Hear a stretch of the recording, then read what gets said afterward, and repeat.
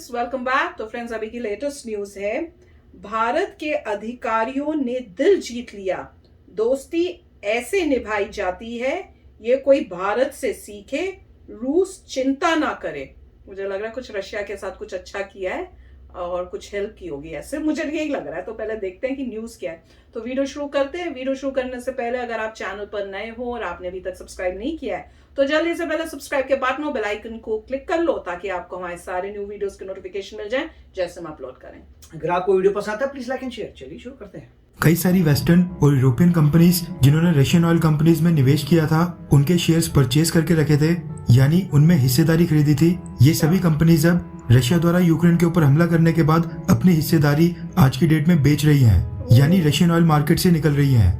ये मौका हाथ से न निकले, इसलिए भारतीय सरकार ने खुद आदेश दिया था कि भारत की पब्लिक सेक्टर की कंपनीज इन सब वेस्टर्न कंपनीज के साथ नेगोशिएशंस यानी मोलभाव करके रशियन ऑयल कंपनीज की हिस्सेदारी खरीद लें, क्योंकि अभी तो ये हिस्सेदारी भारत को बेहद सस्ते दाम के ऊपर मिलेगी, लेकिन फ्यूचर में जब स्टेबिलिटी आएगी इस हिस्सेदारी के कारण, जब रशियन ऑयल कंपनीज को प्रॉफिट होगा तो इस प्रॉफिट में हिस्सेदारी के कारण भारत को अच्छे खासे रिटर्न्स भी मिलेंगे। हालांकि ये भारत का बहुत ही बोल्ड स्टेप था, क्योंकि एक तरफ वेस्टर्न देश रशिया से दूरी बना रहे हैं, वहीं भारत रशिया के और करीब जा रहा है। अब आप सोच रहे होंगे कि क्या ये स्कीम भारत को पहले नहीं पता थी?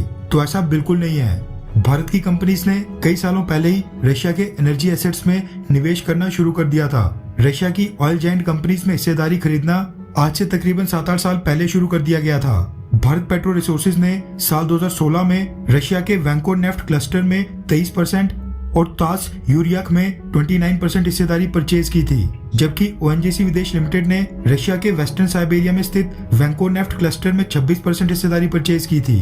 रिपोर्ट्स के मुताबिक भारत ने 2 रशियन ऑयल फील्ड्स में $5.4 बिलियन यानी तकरीबन 41,000 करोड़ रुपए की इन्वेस्टमेंट की थी, जिससे भारत को डिविडेंड इनकम मिला करती है। वैसे तो कम ऑयल प्रोडक्शन के कारण रशिया में कई सारी ऑयल फील्ड्स में आज की डेट में ड्रिलिंग बिल्कुल नहीं हो रही है, लेकिन लकीली भारत ने जिन भी ऑयल फील्ड्स में इन्वेस्टमेंट की थी उनमें अभी भी ड्रिलिंग चल रही है, यानी उनमें से निकलने वाला क्रूड ऑयल आज भी बेचा जा रहा है। भारत द्वारा जिन भी ऑयल फील्ड्स में इन्वेस्टमेंट की गई थी उनकी डिविडेंड इनकम भारत को हर 3 और 6 महीने के बाद बेहद आसानी से मिल जाती थी। लेकिन जैसे ही रशिया ने यूक्रेन के ऊपर हमला किया, सभी वेस्टर्न देशों ने एक साथ मिलकर रशिया के ऊपर सैंक्शंस लगा दिए और रशियन बैंक्स को स्विफ्ट पेमेंट मैकेनिज्म से बैन कर दिया, जिसके बाद रशिया की करेंसी रूबल अचानक से बहुत ही ज्यादा नीचे गिर गई थी।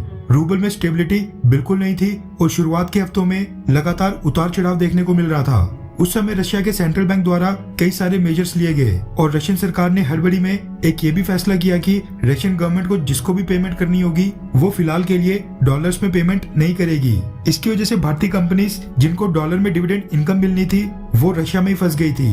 रेफरेंस के लिए आपकी स्क्रीन के ऊपर द न्यू इंडियन एक्सप्रेस के आर्टिकल का स्क्रीनशॉट है, जिसके मुताबिक इंडियन ऑयल कंपनीज की 8 बिलियन रूबल्स की डिविडेंड इनकम आज की डेट में रशिया में ही फंसी है। 8 बिलियन रूबल्स भारत की करेंसी में करीब 1000 करोड़ रुपए होते हैं, यानी पिछले तिमाही की जो 1000 करोड़ की डिविडेंड इनकम है वो रशिया ने भारत को अभी तक पे नहीं की है।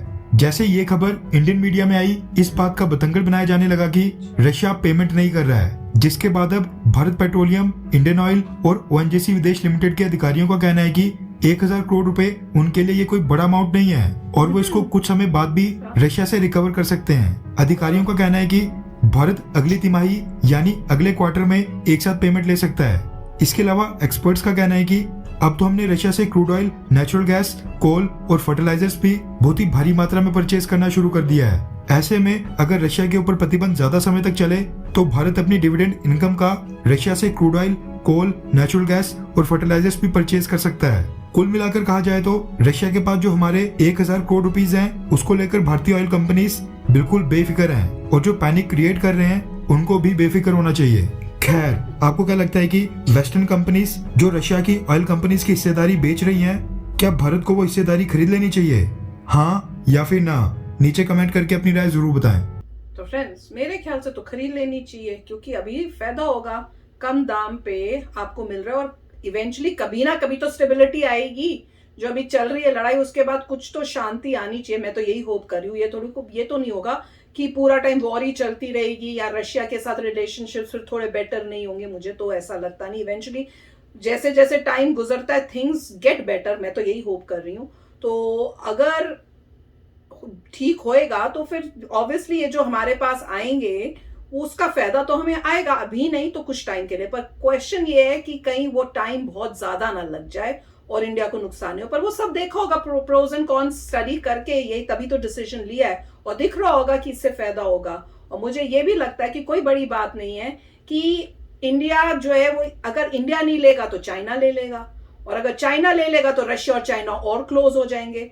तो एक इंडिया को उस वे से काउंटर करने के लिए चाइना और रशिया की जो रिलेशनशिप्स और ज्यादा स्ट्रांग ना हो और रशिया और इंडिया की भी रिलेशनशिप्स जो है वो अच्छी रहें, इंडिया को करना चाहिए। क्योंकि रशिया ने इंडिया के साथ तो कुछ गलत नहीं किया हुआ, तो हमारी तो रिलेशनशिप्स ठीक है, तो क्यों ना करें। और वही इंडिया कर रहा है। एंड आई थिंक कि अगर वो बेच रहे हैं तो ऑब्वियसली उनको चाहिए कोई बायर, तो अब बायर में बचेगा कौन? मेजर एक तो मेरे को लगता है चाइना होगा और एक इंडिया होगा।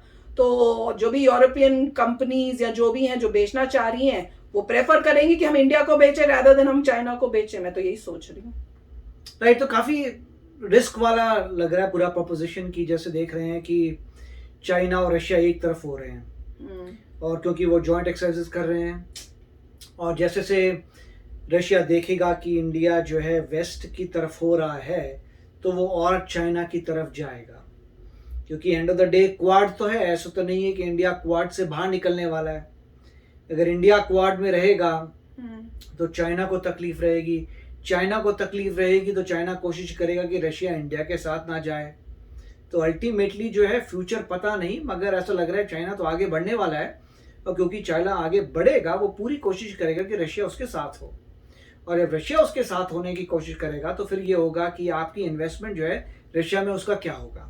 मान लीजिए कोई कॉन्फ्रंटेशन होता है, उस कॉन्फ्रंटेशन में चाइना और इंडिया में कॉन्फ्रंटेशन होती है और रशिया जो है अगर चाइना का साथ देता है तो बहुत प्रॉब्लम आ सकती है। मगर ये कैलकुलेटेड रिस्क है। जो भी थिंक टैंक है उन्होंने सोच समझ के ये सब किया होगा कि अभी के लिए इन्वेस्ट करो, जब आगे लगेगा कि बात नहीं बन रही तो बेच देंगे, कुछ और कर देंगे। मगर ये बहुत ही डिफिकल्ट चीज़ होती है। उसका एग्जाम्पल वही है कि जैसे मैकडोनल्ड्स था रशिया में, स्टारबक्स था रशिया में, कोको कोला थी रशिया में। अब ये सब रशिया में, जबकि कोल्ड वॉर हुई थी, पहले कोल्ड वॉर थी, आपस में एनिमी थे, कोल्ड वॉर खत्म हुई, सारी कंपनीज वहां चली गई कि चलो फर्क क्या पड़ता है, ऐसी कोल्ड वॉर ही है, कोई एक्चुअल फाइट नहीं है, कंपटीशन तो रहता ही है, वहां पे हमारी जो है सब वहां से प्रॉफिट हो रहा है, आप कंपनी उनके कंज्यूमर को भी चीजें मिल रही हैं, वो compete कर रहे हैं रशियन मार्केट में। अब जो है जब रशिया ने अटैक किया यूक्रेन पे और इतनी प्रॉब्लम आ गई, क्या हुआ अल्टीमेटली? सब छोड़ के उन्होंने सब बंद करना पड़ा, उनका भारी लॉस हो गया। जितने भी मैकडोनल्ड्स हैं उनका पूरा लॉस हो गया, क्योंकि वो किसको बेचे, को खरीदने को रेडी नहीं है, रशिया खरीदने देता ही नहीं है। तो अल्टीमेटली जितने भी स्टारबक्स थे, जितने भी उनकी प्रॉपर्टी थी, उनकी कीमत आज जीरो है, क्योंकि पता नहीं कब वॉर खत्म होगी, कब नॉर्मलाइजेशन होगा, क्या नहीं होगा, ऑपरेट नहीं कर सकते ना, रशिया वो चीजें बेचने देगा, क्योंकि वो रशिया कह रहा है कि तुमने मेरे एसेट फ्रीज किए हैं तो मैं तुम्हारे एसेट फ्रीज कर देता हूँ। राइट, मतलब उन्होंने बोल दिया कि जो भी पैसा फंसा हुआ है अमेरिकन का वो फंसा रहेगा, क्योंकि वो कह रहे हैं हमारा पैसा तुमने फंसा रखा है। तो नेट रिजल्ट क्या हुआ, इतना लॉस हो गया इन सारी कंपनीज को। मगर एक समय उनको लगा था कि बड़ा प्रॉफिटेबल है, आप जाइए कर दीजिए। तो यही है, देखते हैं फ्यूचर क्या होता है। मगर रिस्की तो होता ही है, अगर आप कभी भी इन्वेस्टमेंट करते हैं किसी भी कंट्री में, वो रिस्की, क्योंकि कोई भी आपका हमेशा के लिए तो फ्रेंड रहेगा नहीं, और ना ही हमेशा के लिए दुश्मन रहेगा, वो भी सही बात है। तो अभी के लिए ठीक है, आप इन्वेस्ट करिए, और जितना पैसा निकलता है, डिविडेंड आ रहे हैं, जितने भी आ रहे हैं वो लेते जाइए। जब आपको लगे कि अब प्रॉब्लम आने वाली होती है, आपको इमीडिएटली बेचना है। और चाइनीज भी यही करते हैं। चाइनीज ने यूएसए में काफी सारे एसेट खरीद रखे थे। इनफैक्ट यहाँ का जो सबसे बड़ा सिनेमा हॉल है, थिएटर में तो जो यहाँ के थिएटर्स हैं, वो चाइनीज ने खरीद लिए थे। जब तो पूरी चेन ले ली, अब वो क्योंकि चेन ले ली, उसके बाद उन्होंने अपने सिस्टम लगा दिए कि रिजर्वेशन होगी, ये होगी। उसके बाद जब उनको दिखा कि लड़ाई झगड़ा हो रहा है, उन्होंने बेच दिया वापस किसी अमेरिकन को, उनको नजर आ रहा है कि आगे जो है बात नहीं बनेगी। तो इंडिया को वही करना पड़ेगा, अभी खरीद लो, बाद में लगेगा कि अगर बात नहीं सही जा रही तो बेचना शुरू कर दो, अब बेच के निकल जाओ वहां से। तो अच्छा वीडियो था। और मैं तो उसमें मुझे देख के इतनी हैरानी, उन्होंने कहा कि पहले उन्होंने बोला ना कि कोई 1000 करोड़ जो है वो अभी वापस नहीं आया, तो कह रहे हैं कि भाई वो लोग तो कह रहे हैं इंडियन कंपनीज जो है वो तो ये कह रही हैं हमारे लिए कुछ नहीं है बड़ी बात, तो वो कह रहे हैं कि उनके लिए बड़ी बात नहीं है। वही तो मतलब इतना बड़ा ह्यूज उनके लिए बड़ी बात इसलिए है क्योंकि रशिया का जीडीपी काफी कम है। ठीक है, लोग कहते हैं कि वो पॉपुलेशन कम है, तो उससे मुझे क्या फर्क पड़ता है कि अगर कोई लोग अमीर है तो क्या होता है, नेट रिजल्ट है कि उस पूरी कंट्री का जीडीपी तो कम है, जो प्रोड्यूस ही कम करेगी तो वापस क्या देगी पैसा, मतलब अभी तो दे सकती है, मगर वैसे बता रहा हूँ जिस तरीके उनकी इकोनॉमी में प्रॉब्लम आ रही है उनका जीडीपी और कम होता जाएगा, तो फिर जो अगर तुम पैसा कम बना रहे हो तो कैसे रिटर्न करोगे, ये क्वेश्चन हो जाता है। तो अब इंडियन जो लोग हैं वो दूसरी तरीके से सोचेंगे, वो सोचेंगे गरीब देश है पता नहीं कैसे देगा। वो जमाने गए जब आप कहेंगे अरे रशिया बड़ा अमीर था, ठीक है लोग अमीर हो सकते हैं मगर जीडीपी ओवरऑल में अमीर नहीं है। तो कुछ और 10 साल आगे जाइए तो इंडिया 10 साल बाद बहुत सारी कंट्रीज को देखेगा तो गरीब कंट्री है, क्या करें। अरे वाह मजा ही आ जाएगा। तो चलो फ्रेंड्स चलते हैं, मिलेंगे नेक्स्ट वीडियो में बहुत ही जल्द। Till then take care and bye bye. तो अगर आप मेरे इस चैनल पे नए हो तो जल्दी से सब्सक्राइब के बटन को हिट करो और बेल आइकन को क्लिक करो ताकि आपको मेरा जब नया वीडियो मैं लगाऊं आपको उसके बारे में जल्दी से पता चल जाए।